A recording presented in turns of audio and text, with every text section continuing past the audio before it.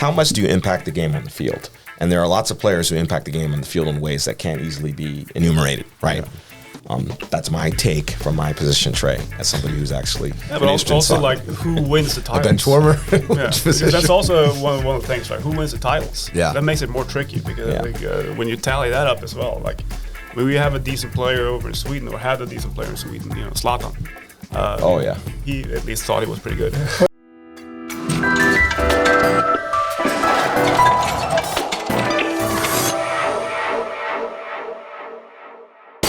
Hey, what's going on, Sarasota? My name is Brad Hannon. Trey Martell. Felipe Colon.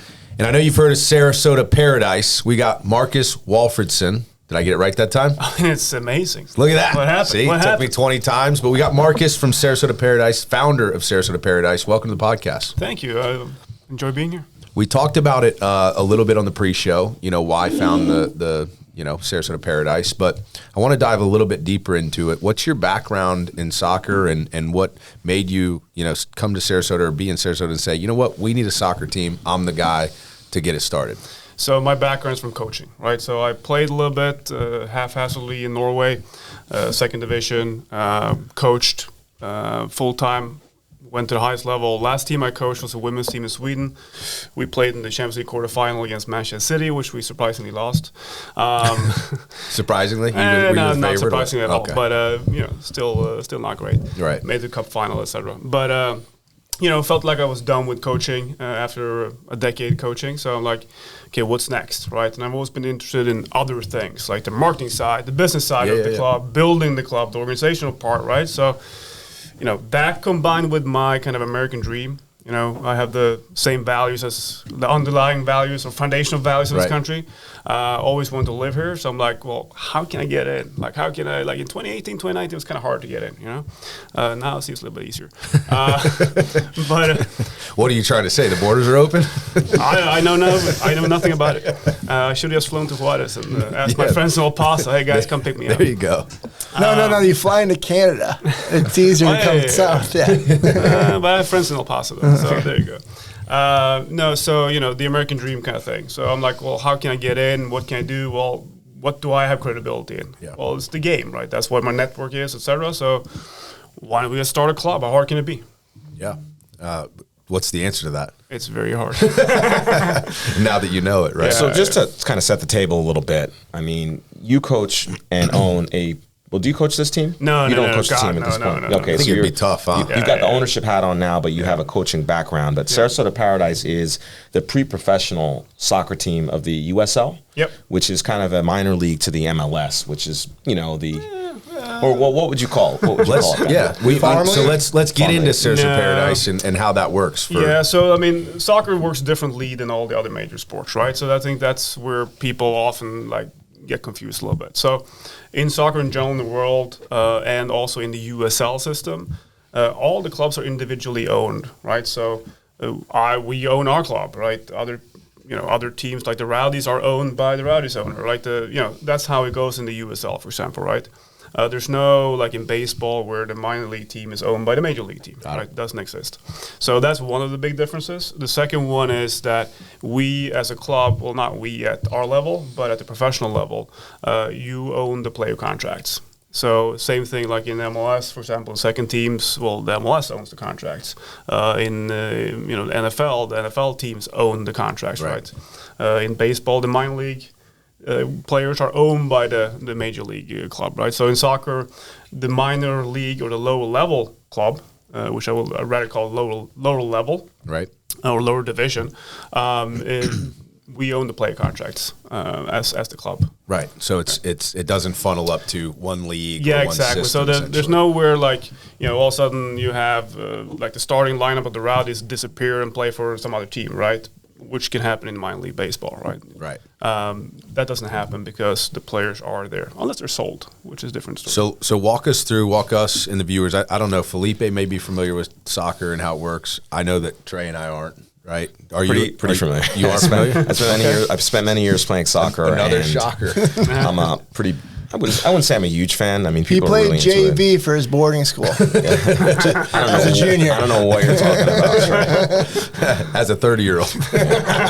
So for those of us that don't know, that minor league, that lower division soccer, right? From what I'm hearing you say, it sounds like basically anybody with some experience maybe, but anybody could start a lower division soccer team, take that team to greatness and rank up into the upper divisions, into whatever those divisions are. So walk us through with Sarasota Paradise in a perfect world what that would look like. Like, so we start, we're lower division, we excel, we strike some great contracts, great players. How do we go from here to top dogs? Yeah, I mean, first of all, I wish it was that easy. I wish it was like that. Well, it's always not sounds quite, easy, right? Because there's some boring rules from the federation and stuff like that, and you still have to pay your way into the professional league. It's not like in the rest of the world where you can actually win promotion just because you're good. Right. I think we're getting there in this country. But within the professional system, right? I think the USL, for example, with its USL Championship and USL League One, which is Tier 2 and Tier 3, I think they will open up for promotion relegation fairly soon. In the Paradise context, simple. Like this whole project, when we started, the whole goal with this was to have a professional team. It's kind of tricky when you don't have anywhere to play. Right. Which is the issue in Sarasota. We don't have a venue that can hold a professional soccer team currently. So that's why we started at the semi-pro level, right? That's why we started at a pre-professional level, because we want to build the kind of the foundation, the community, and educate people about the game and like start building that so that we can one day go professional. And we will play in the USL League One, and it will be in the near future. So from what I hear you say, it's essentially you're building a community of supporters, in return gaining financial resources and being able to invest that into taking your team professional. I mean, I would say like where I come from, right? And I think where the game of soccer is kind of unique is that I think a soccer team is not something that belongs to anyone. It belongs to the city. It belongs to the community, right? So the way I look at it, I didn't start this from me. Right. I started this because I have some knowledge, right? So I can see I can be useful here in this context. I can provide value because I fell in love with this area and I fell in love with this town. And I'm like, okay, how can I provide value here? Well, okay, this is what I know. Yeah. Right?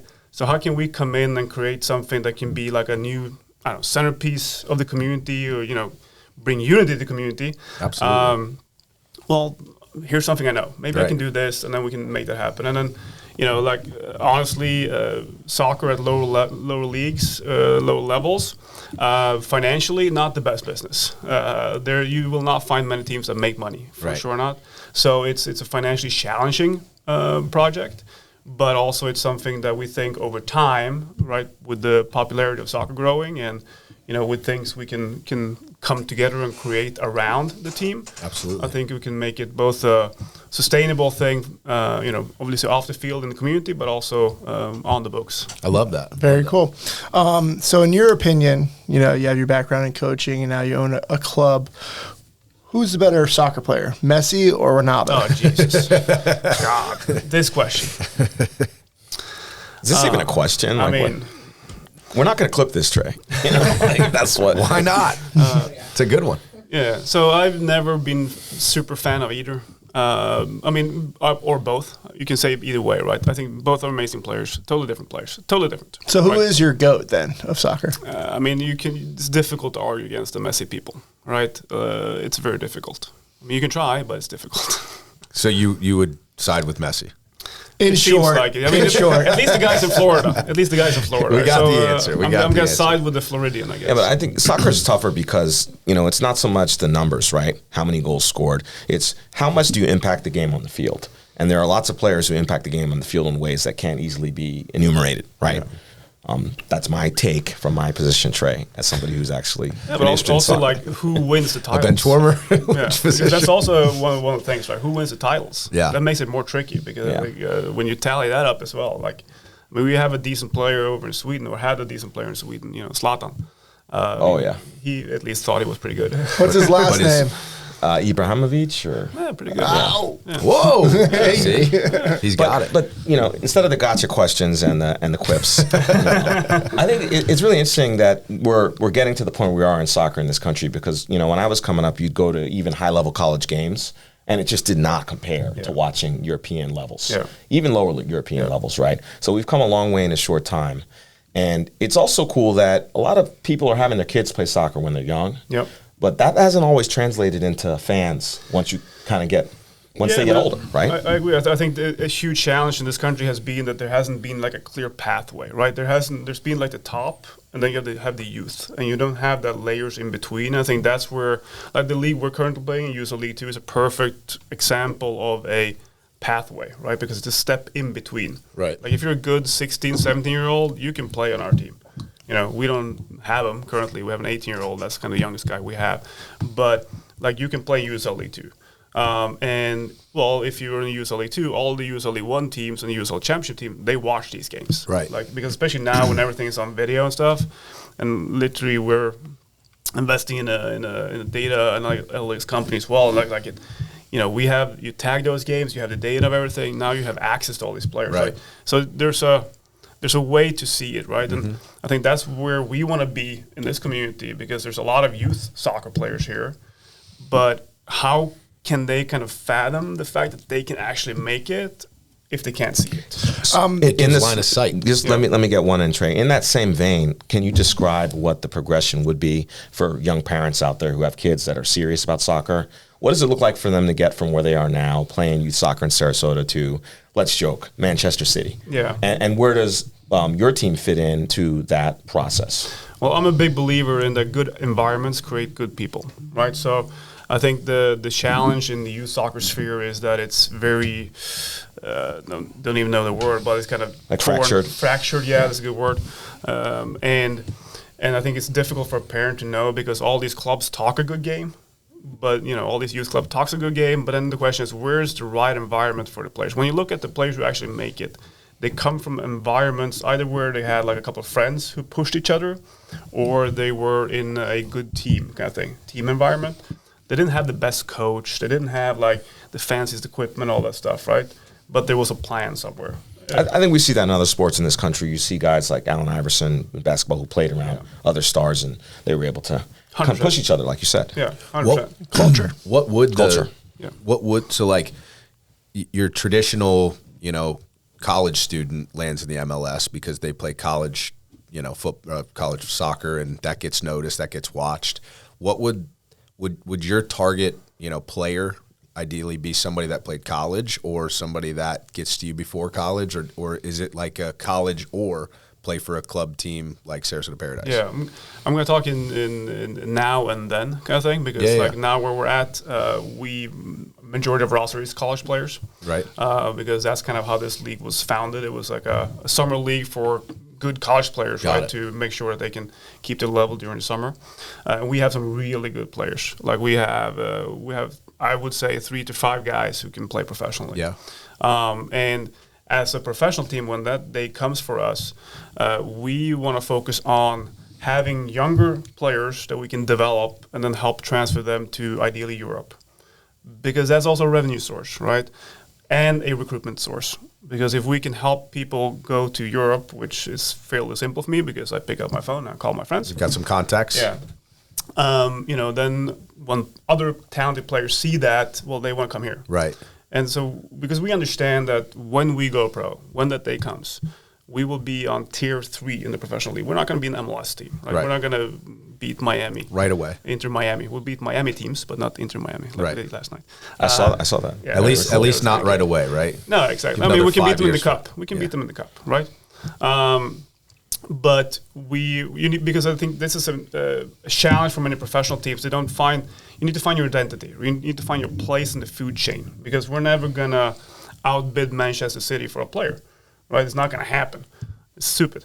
But we want to sell players to Manchester City, right? If we can help someone go to Manchester City to let them fulfill their dream, well, that will also help our finances. Yeah. So my key takeaway from that was, and this is one of the differences you talked about between soccer and other pro sports, is you guys own the rights to these players. Correct. So technically, you can get compensated for developing this talent into talent that can go to that next level and actually get paid. And that is even when they're a college player playing summer for you. Where does the college fit in? No, so you need to have a contract, right? So you need a professional contract. Got it. Which we do not have at our level. Got it. So when we are a pro team, though, okay. then you go to that. Got it. And that's part of the model. Like literally, that's part of, because that's my background, right? I've developed players, national team players, etc. And that's what we want to do here as well. And with the network that we have, like, it's easy peasy. Well, you're coming on at an interesting time because we're wrapping up your regular season. I think you said you played your last regular season home game. So why don't we talk about the fun stuff and how that season went, highlight some of these players and some of the highlights of that season. Yeah, I mean, we have our last game on Saturday in St. Pete, win that and we're in the playoffs. So it's almost a home game. I mean, it's pretty much, yeah. We should get something out for Saturday. Get a post out for Saturday, just a quick blurb. Yeah. Letting everybody know. Yeah, that'd be awesome. I mean, it's been a great season. We had one loss. Wow. One loss, and it was the first game. So it was a total record? Oh, Jesus. I'm going to do the math here. Let's see. We have one loss and 3 draws. I remember the bad things. And then we played 11 games. So there you do. 7-3-1? Yeah. Fast math. Wow. 7-1-3? However. I'm going to check the math over here. Does that add up? I'm not doing math. He's the one counting all those dollars on the roof. 7-3-1. Yeah, it sounds like. Yeah. So, or 7-1-3 is the draw. I think it's 7-1-3. But anyways, yeah, continue. Yeah. Probably. I think you're right. No, but that's a great record. Congrats on that. Thank you. Yeah, I appreciate it. Yeah, no, and, last year we focused, because last year was our first year, right? And we won an award as the best new team in the league, which was cool. But we weren't that great on the field. Like because we focused on the stuff outside the field. This year we focused on the field. We wanted to have a competitive team. We wanted to make the playoffs. And our goal before the season was, when we have 3 games left, we want to be in a position where we can make the playoffs, right? And we achieved that goal. So now, obviously, we want to go to the playoffs and make a deep run. And I guess Saturday is the day that by the time this airs, we'll know whether you made the playoffs or not. Yes. But Saturday is the game that decides whether you make it or you don't make it. Yes. Wow. How do you win 7 games, only lose 1, and draw 3, and not have a guaranteed bid at the playoffs? And you know what? Where my brain goes to? How the freaking F did we draw 3 games? Well, and from my understanding, you had an average of 3 or 4 goals a game, though. So these are exciting games. These are not, and that's just the Sarasota Paradise goals, not the other teams. Yeah. Hopefully less, but yeah. Well, we had one of the draws. This is one that sticks to me in my head here, because it was a 4-4 draw at home, right? Which is like, oh, come on. Yeah. We were 4-2 up, and then like simple goals at the end, like that was a killer. But so that's the one that comes up. But yeah, so we had a lot of goals. But that's also, I'm a big believer in, like, if you're gonna build something from like a new team, right, a new soccer team in a community that's not, maybe the most used to playing soccer, or like seeing soccer at a decent level.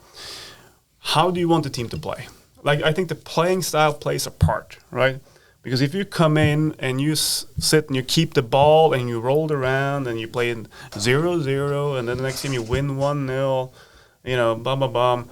I think people in the stands will be like, what is this? They're sitting and looking at it. I actually remember, like, the last game last year, that was exactly what happened. We had 1,000 people at Sarasota High, and, it was the most people we ever had. And everyone's, like, cheering in the first 5 minutes, and then our guys are, like, playing ball back and sideways and back and sideways, and it's the most quiet I've ever heard. Heard nothing. You lose the crowd momentum. Oh, yeah. No, so I literally walked into the dressing room in the halftime, and I ripped everyone a new one. First time I ever was in the dressing room. Only time I've ever been in the dressing room in halftime. Oh, but wow. Like, look, we have 1,000 people here. If you don't want them to come back, you're doing an awesome job. Right. At the end of the day, it's entertainment, right? Yeah. That's what it is. High octane offense. Yeah. Were you high octane offense in I don't remember, Trey. It's only so much octane you can have on the bench. But in any case, I mean, how would you describe? So you talked a lot about Sarasota Paradise trying to build a culture here, and obviously you're not doing this for the money. These teams don't make money. You're trying to contribute to the community in the way that you can. Yep. Right? How would you describe your style vis-a-vis other soccer styles without getting too far in the weeds? And the example I would give is, Italians playing out of the back with that defense. Yep. Well, I mean, we're pretty clear in that, you know, the aim of the goal or the aim of the game is to win it, and the only way to win it is to score at least one more goal than the opponent. So it means that you actually need to try to score a goal. So I think that's where we're thinking. And, you know, if we can do that by, you know, I don't like seeing long balls personally. Like, I'm not a huge long ball fan. But also, if the opponent gives you space behind and you can play a ball to your striker so you can come along with the goalkeeper and score a goal, I really, really like to see that. Yeah. You know, so we just prioritize it. Like, if we can find a way to get to the striker fast, let's do it. Like, tempo is, I at least personally, I'm much more a fan of the Klopp high octane football. Is a good to quote Trey. So would there be a team or league that, you know, you model your play more after? Now, it will have to depend. So it depends on a couple of things, right? It depends on who's coaching it. It depends on who your players are.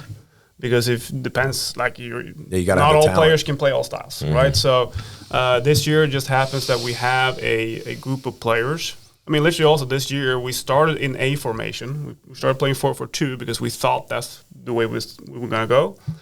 We didn't have two strikers. We had like one really good 9. He's really, really good. And then we had 2 really good wingers. So we switched it up after that first game. You want to give some shout-outs to your players? Who are some of your stars? So, I mean, Seth, the goal master. I call him the goal master. Seth's real name is Malmeister. But Mal in Swedish means goal.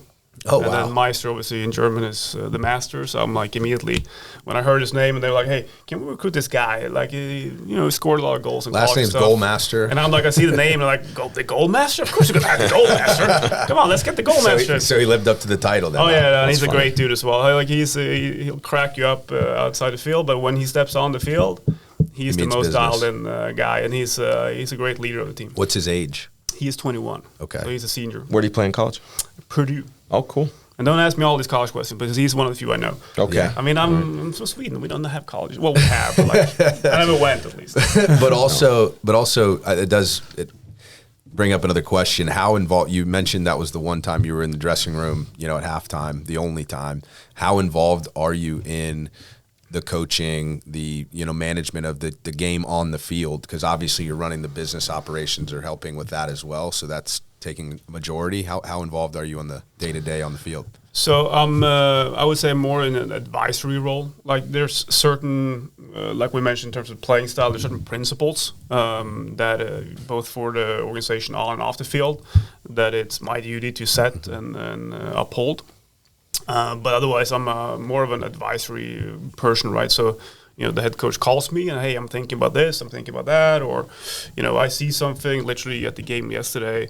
Went down in halftime and talked to we should have went to the game yesterday. You should have. Dang. Yeah. I don't understand why I didn't invite you. That's my bad, guys. Sorry. That's horrible. When's your next one? Huh? Your next one? Saturday in St. Pete. Saturday in St. Pete. That'll determine the playoffs. A friend of mine invited me. I think you know him, Stephen Connell. Oh, yeah. Yeah, good guy. Yeah. He's really into the Rowdies, and then he's part of gotten into what you're doing. Yeah. Skyway Casuals, whatever. Right. The club. Yeah. But so like as an example on how I can give feedback is like in the halftime, because I obviously see the game, right? So go down to the goalkeeper coach and say, hey, look, when we're playing into our, like they want us to play into our 6 because they have a press trap they set there. So they basically, they open up space to when the ball goes there, they want to press and try to win the ball and go, right? Like a little lure. Exactly. Yeah. So that's, said that and a couple other things. And then, I heard after the game, the head coach like, Marcus, that was exactly correct. Marcus said it. It was, and the players, they recognize as well. When you said it, So, that's the kind of thing that, because of my background, like I can help a little bit in terms of giving some tactical feedback. I'm like, hey, have you thought about this? What's up with this? You can ask better questions, right? But I mean, I leave the coach alone. Who is the coach? Mirko Dakovic. Has that been both seasons as well, or first season for him? Okay. Yeah. And where'd he come from? He is a Canadian Serbian. So he's Canadian-born, Canadian citizen, but Serbian heritage, which shows through. And he actually played a couple of caps for the men's team of Canada. I played a lot of the younger teams. That's awesome. A cap is an appearance for the international team, the national team, right? Duh. Oh, not the. That's Everybody knows that. What are the sport they use caps in? I thought we got like the subtitle for that. Yeah, we will. We'll pop it up on the screen. Translation. Yes, exactly. Oh, that's really, really exciting. Yeah, I mean, he's a awesome human being. Like, he's such a good guy, and the right type of person, because all groups are different, right? All age groups are different, and the new generation is also different, and he's handling that perfectly. Like, I could not ask for a better guy. Hey, we're having a blast here getting to know Marcus in Sarasota Paradise Soccer Club. If you want to get to know him a little bit more, stay tuned for rapid fire questions fueled by food and beer. I'm Marcus Walfridson, founder of Sarasota Paradise, and this is Rapid Fire. 10 random questions, 10 specific answers, nothing off limits. This is Rapid Fire, fueled by food and beer.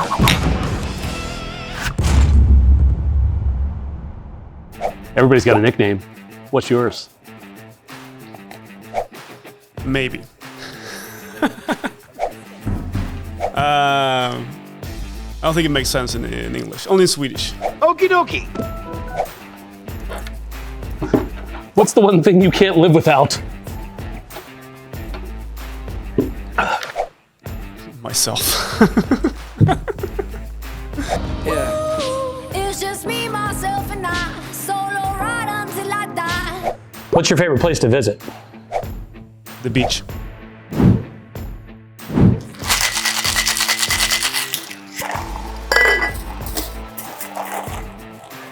Have you ever pulled a prank on anybody? What was it? I mean, I do that all the time. It's too many to go through. Too small shirts. Like, the shirt is too small. Switch them out. I think I got it. You're going to a Halloween party. What are you dressing up as? I'm not dressing up. Terrific. Thanks for your time. What's your favorite show to binge watch? What? A show? What is that? I work. Gotcha. Thanks. Are we alone in the universe? Do aliens exist? I mean, the odds say yes. Who's a better Spider-Man? Toby? Andrew? Tom? Toby. Who are you? You know who I am.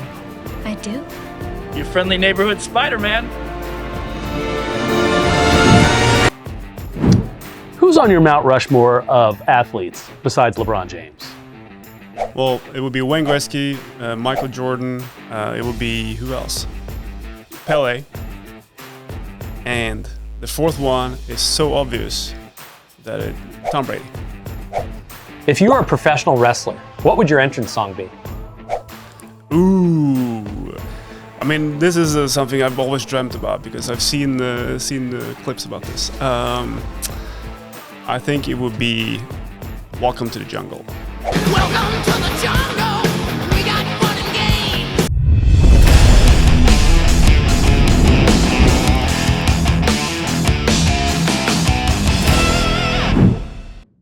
Do you want to speak to what your audience usually looks like in the stands? Like, do you gear towards more of a family atmosphere, or can you describe to the viewers what that looks like?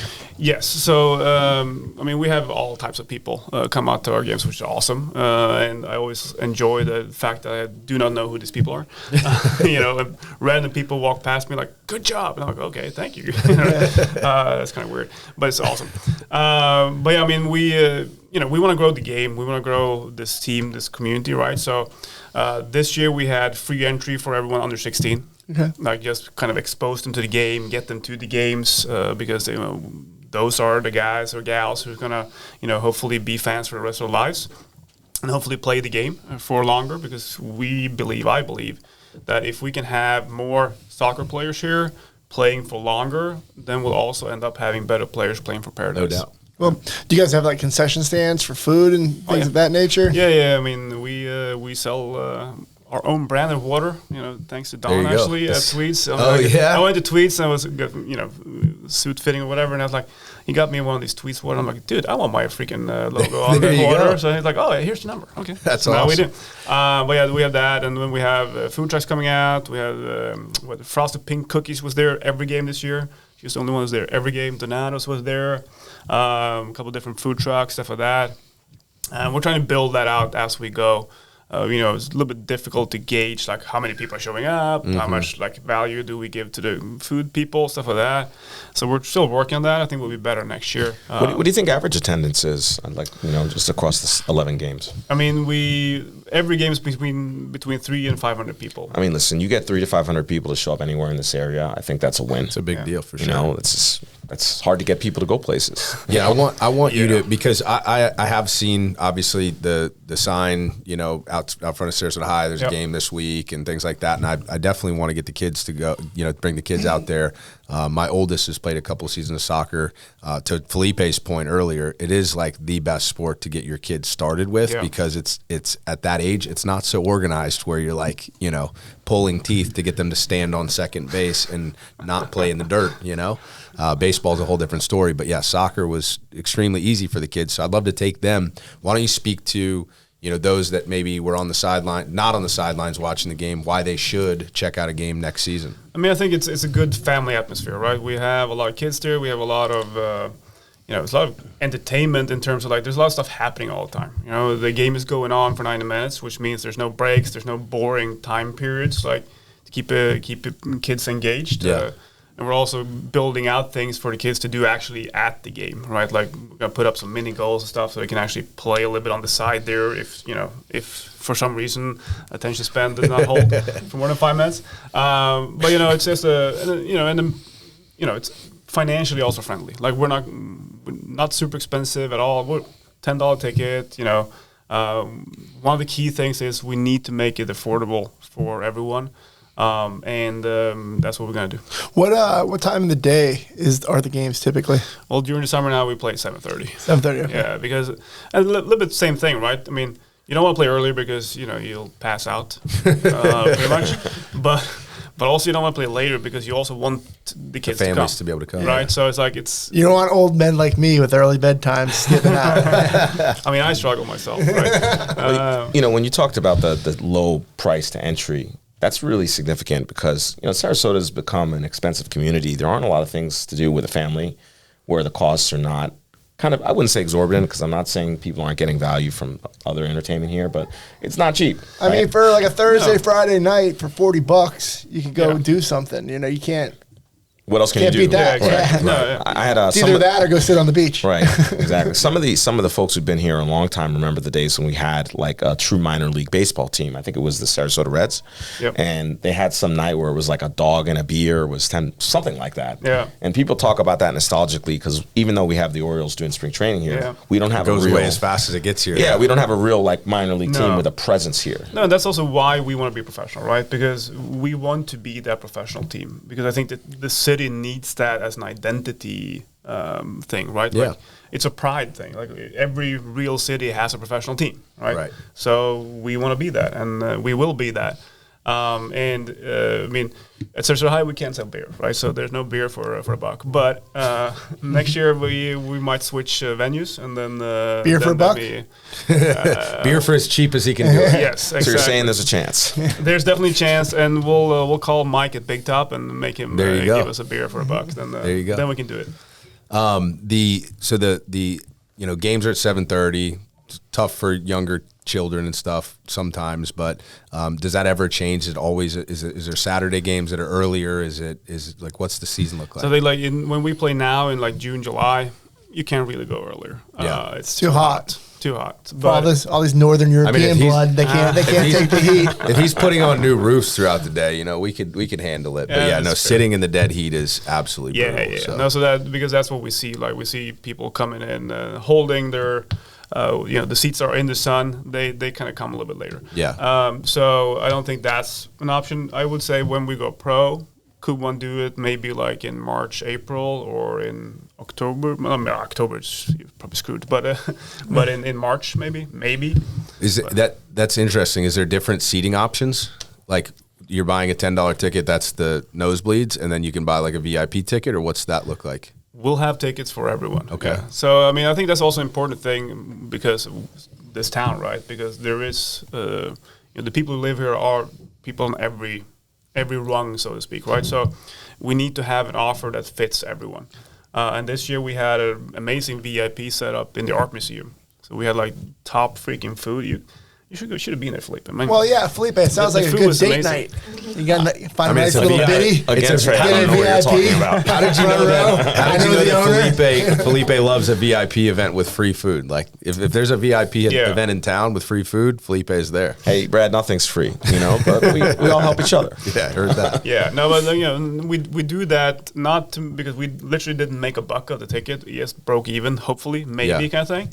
But it's more to kind of give that service, right? And we had in that VIPs, we had great food, we had free drinks, and we had the coach came in and spoke. We had Free a player non-alcoholic interview. drinks? Also free non-alcoholic. Non-alcoholic drinks. No alcohol at the VIP either. Oh yeah, there's alcohol. Oh, in the That's why it's in VIP. the Art Museum.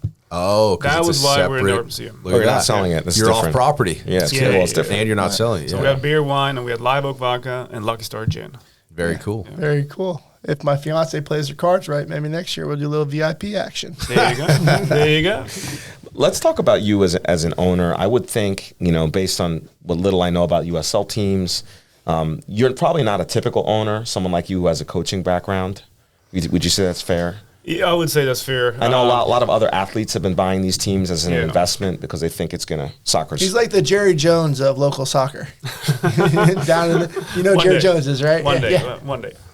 So you want to walk us through what that process was like acquiring the team and what it means to be somebody with a coaching background as an owner and how that makes the Paradise different. Yeah, so I think it makes us different because we get a more holistic approach to building the club, right? And I think we also save money on the technical side of things because I can do dual roles. So I can be a sporting director and lead the business side with good help. But I think it's a benefit also like having been in European clubs. So I can see like, okay, we have some things in Europe culturally in terms of the soccer teams, being that centerpiece of the community, being that identity part, like, drawing people in because of those reasons and not just like, hey, it's a hot dog is $5. Like, it's not, we're not just Not selling beer stuff. for a buck, No, because that's not why we're doing it. Right. We're doing it for the real reasons to come together as a town and a city and not for just selling stuff, right? Yeah. So I think that's where the European background kind of helps a lot. The coaching background, I think, helps tremendously when it comes to recruiting staff, especially on the technical side, obviously, because you struggle to bullshit me on the coaching side of things, and just the network, right? I mean, if we want to recruit players or coaches and stuff like that, it's like a couple phone calls and we're done. What's it look like from the business standpoint, like number of employees now? Like, how has that grown this season? I mean, obviously last season, kind of your inaugural season. This season, much better results, much better attendance. What's that look like for the business side? So it's kind of funny because first year we had 3 full-time employees. I was not one of them because I was not allowed to work. I was a tourist. Gotcha. I was a tourist. Gotcha. But this year I was allowed to work, so I've been a part-time employee at least. This year we had 0 employees full-time. So we had 1 part-time marketing guy, and then we had interns and volunteers. Wow. And I like that. well, so the thinking here was like, okay, I thought we were overstaffed last year, and I wanted to like draw it down to the bare minimum. I wanted to experiment as much as possible because this is the window we have to experiment with things before we go pro. Because the day when we go pro, whatever day that is, if we mess up, it's gonna be a hell of a lot more expensive. Yeah. Right. So I'd rather try different things now. Like, okay, so we reduce staffing. So I've run around like a crazy person this summer. So, I mean, I miss some people at least. But it also helped me learn like, okay, here's the areas where we really need people. And those things, I was correct. We did not need people there. That's right. So that's when you're doing more with less, you come up with creative solutions to problems, right? Because you don't have a choice. No, and it goes back to the whole, I think we mentioned before, like, but the lower level teams struggle to make money. So, what's the most expensive thing you have? Was people. Okay, so we need to be able to handle this with less people. Well, how can we do that? How can I do that if I don't know how to operate the freaking merchandise table? And you get a chance to wear each hat. Therefore, when the other person's in that seat, Can't you be have an bullshitted. idea what's going on. You can't be bullshitted, just like the coaching thing. Yeah, 100%. And that's literally when I was coaching, that's how I thought about it. Like I did every freaking role you can do. I've been assistant coach, head coach, goalkeeper coach. I've been a scout for an English Premier League team. Done coach education. I've done player development individually. I've done video analysis, data analysis. Like done all this stuff, and I did it because I figured like, well, I want to be a good head coach, right? And if I'm going to be a good head coach, I need to be able to ask good questions. So I need to know a little bit about everything. I don't need to be an expert, right? But I need to know a little bit of everything. And that's kind of how I went about it this year, because I need to feel it a little bit more, kind of thing, before we take that jump. Because then we move from, a couple $100,000 to millions of dollars, and then I'm like, oh, okay. What do we do? Yeah, exactly. So with that being said, a large part of what you guys do is thanks to sponsors. So who are some of the biggest, sponsors, the biggest people that are making behind the scenes, making this happen through either, sponsorships or, the business side of things? I mean, we're very grateful. We have a lot of, especially smaller sponsors, which is awesome. Nicholas & Associates are the biggest sponsor this year. And Till Strong Roofing becomes the biggest sponsor. So we have 2 roofing companies, actually. Oh, really? Yeah, so we have Bone Dry, who did an amazing thing on July 3rd. They gave away a roof to a veteran during halftime. So that was pretty cool. So Make sure you bleep that out. Tell us more. And then we have Singleton Roofing. Yeah. So we have 2 good roofing partners. Singleton Roofing is good, guys. Yeah, Amy is awesome. Do you have any Medicare insurance agencies? We do not. No. Oh, look at that. Yeah, we have SMH. Well, that's a good one. Yeah. Yes. As soon as you get your accrual counting straightened out, maybe need a headline sponsor. Yes. Like right here on the jersey. Oh, right yeah. I mean, it's so cheap. Yeah, yeah. When we go pro, it's going to be so cheap for you. Well, I want to get to some Sarasota-based questions. It sounds like you moved here somewhat recently. How long ago did you move to Sarasota? Officially October, I guess, because that's when I got my visa. Okay. So you're back and forth before? Yeah, I was a tourist since 21. Okay. Yeah. And so what made you decide Sarasota? I mean, aside from it being potentially a good soccer town, once you make it a good soccer town, what drew you to Sarasota? Besides the fact it's paradise? Well, that's what I want to hear. That's what we talk about. Please. That's what we talk about here on the SpeaX podcast. Yeah. So I came here first time in 2018, I think. It's because I had a visitor friend. Simple. Okay. Who's now on our coaching staff, by the way. So he's a good friend of mine. And immediately fell in love with the area. Like, I was like, the Sarasota area, but like the whole Tampa Bay region, I think I'm very bullish in general on the region. And when I stepped into the USL headquarters in 2019 in Tampa, literally I wore shorts and a backpack. I was like, hey, my name is Marcus, I want to start a team. Literally how that went. And somehow they believed me. I don't know what they were smoking that day. But, we started looking at the map, and for me, it's like I always wanted to be – I knew Florida was top of my list in general because, I mean, a couple of things, simple things, distance to Scandinavia and Europe, time difference, etc. But most of all, because I grew up in the freaking cold. Yeah. I'm like, I do not want that. I want the tropical climate. So there you go. That's where Florida was. It was on top of my list. And then, when we were like going through the process pre-COVID, because I started this pre-COVID, this whole project. And then we looked at everything on the West Coast, basically. So from Naples up to Sarasota. And then, just as that process kind of went, it eventually just made sense. Right. Like it also fell a little bit on the heart, to be honest, because if you look at the demo back in, I think, the U.S. Census data in 2018, you're not convinced that this is going to be a soccer town, because it looks kind of old, on the demo there. But at the same time, I'm like, well, I've been driving around here. I've been seeing all these houses. Yeah, I mean, exactly, yeah. But also, I've been seeing all these houses that are being built, and I hear about all these houses are going to be built the next couple of years. So I'm like, well, who's going to move in there? Well, it's going to be younger families, right? Yeah.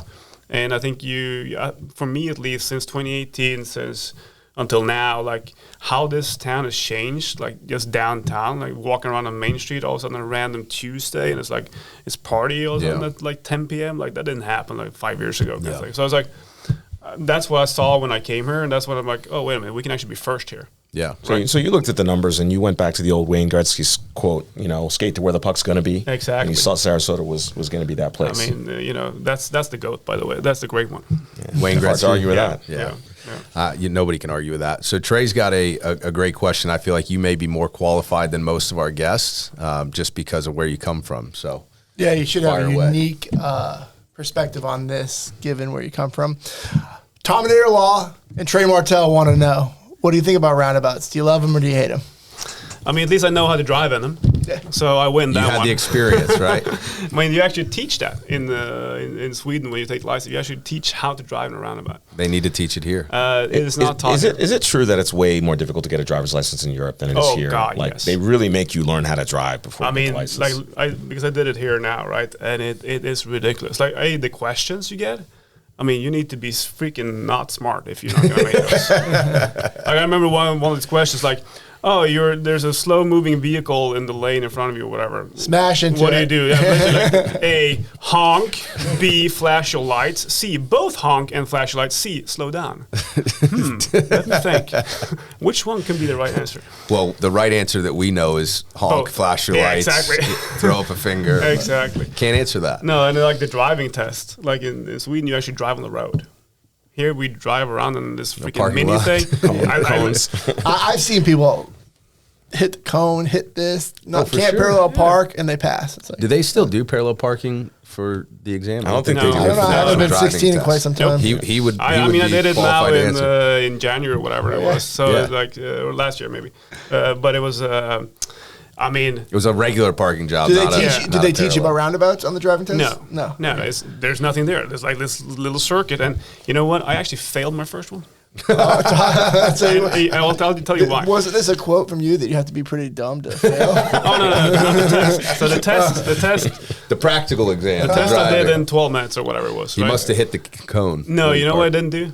I didn't signal You got into the wrong side of the because the car. freaking road there's nowhere to go. Like the road literally goes straight, but it's a bend, right? So like in my world, that's not you don't signal because you're following the road, Right. And like no, you should signal when like what are you talking about? The freaking I'm like just following the road. Yeah. And they failed you on that? yeah. I'm not signaling either. Yeah, Also, no. I brought my truck, so it wasn't that super easy to park that Yeah. straight. So I didn't do that. I took it Great twice because I took it the first time in my Yeah. dad's truck, and Yeah. then I hit the cone Also, when I the, parked. the reversing in Big truck, truck, man. reversing Freaking in truck, four-door and then long like you bed. need to do this. And I'm like, what do you say? I see shit when I do that. I'd rather look here, dude. So you can't use the camera. No, you're not allowed use to use the cameras. camera. So Now, it's- in your motherland, do they drive on the same side of the road or the opposite as us? Same. Okay. Yeah, yeah. Cool. That's only England that does the opposite, right? Yeah, in Australia. But I mean, you really embrace the American and Florida culture. You got yourself a big truck for no reason. American dream. That's so Florida. Yeah. So I Florida, remember when I yeah. went to take the test, I purposely give me the smallest car in the family. Yeah. You know, Yeah, 'cause- yeah. Well, That's a smart way to my go. ego got the best of me. I'm like, I'll freaking take it in this thing. No big deal. Same. Well, Felipe, pass it to you, brother. Yeah, so we could talk for a long time. This has been a very interesting conversation. I think, I think a lot of things you're saying about the future of Sarasota and I'm excited for next right. season. Yeah, this is really exciting stuff. But we like to ask everybody, based on what you've seen here and what we do here, we like to introduce the community to people who they need to know. And there are going to be people that you know who'd be a good fit for what we do, who we do not. Yep. So would you have any recommendations for some of those folks? I mean, we spoke about beer, right? So I think Mike is an interesting dude to talk to, like Big Top Brewing and what they're doing, opening their new location, stuff like that. That I new think location's great. that's freaking amazing. So that's someone I think you should talk to if you haven't already. Also, I think Trey Williams with Fleet Force, what they've done, taking that from nothing to What is that? Yeah, you got to Fleet break that Force? down for us. So Fleet Force, they basically train truck drivers, right? Okay. So commercial truck drivers, and he's built it from basically nothing to a lot. So, and we were on this EDC panel together, so that's why I got to hear their stories, and I can Very hear cool. how we're aligned on values, all of us kind of thing, which is pretty cool. That is awesome. Yeah. We didn't really much talk about your business background. You want to talk about the EDC and maybe some other things that you've done that you think our viewers would find interesting? Yeah, I mean, I think the Sarasota EDC, I think, is a very, very important organization, I think, for building economic growth here. It was the first organization that I contacted when I hey, we want to do Sarasota. Okay, who do we reach out to? Let's go to the EDC. And then Erin at the EDC, she's helped me all the way, introduced me to people and helped navigate certain things. So they do a great job in helping businesses, especially relocate, but also grow and take the next step. Yeah. Well, listen, I'm excited to get this episode out here and play just a small part in the success of Sarasota Paradise. And hopefully we'll get out Saturday to the game. I don't think I have plans with the family. I think that might be a good game to take the family to. Hopefully you guys make the playoffs. Yep. And we'll see you when you guys go pro. Let's go Paradise. Let's go Paradise. Thanks, Marcus. Enjoyed it.